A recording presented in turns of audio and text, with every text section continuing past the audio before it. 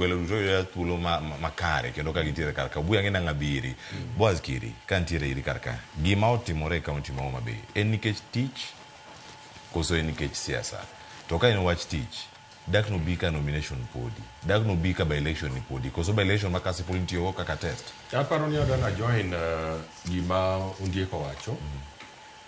Deputy Governor ma Homa Bay poko bedi office. I think our Chako Devolution Conference be Maraboro.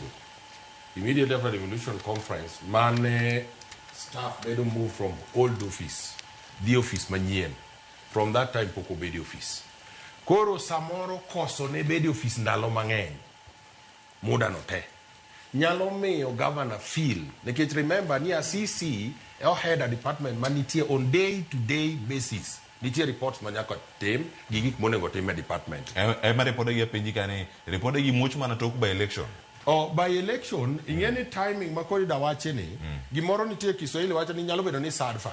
Samoro gino pore oriwore ariyo kanyagana dichiel. Samoro jo mokalo tich ne ng'eny.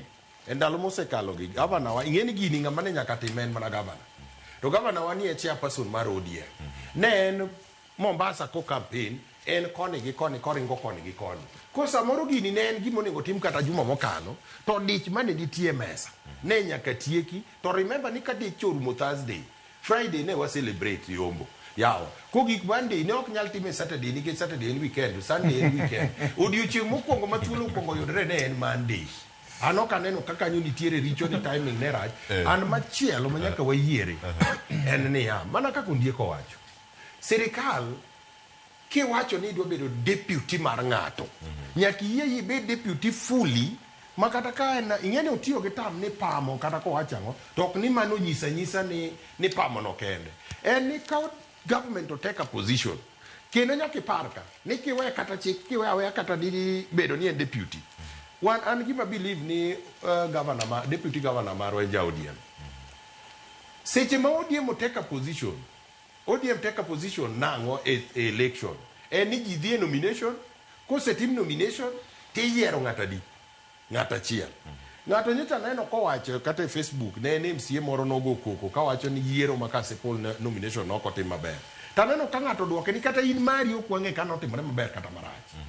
Koro kai sebede position kaka Boaz kawuono, to nitiere nomination motim somewhere, to ng'ano se kalma party osemiyo certificate. Okonego poda chaka waj ni party not. Seche mise question gima notimore ki question your party.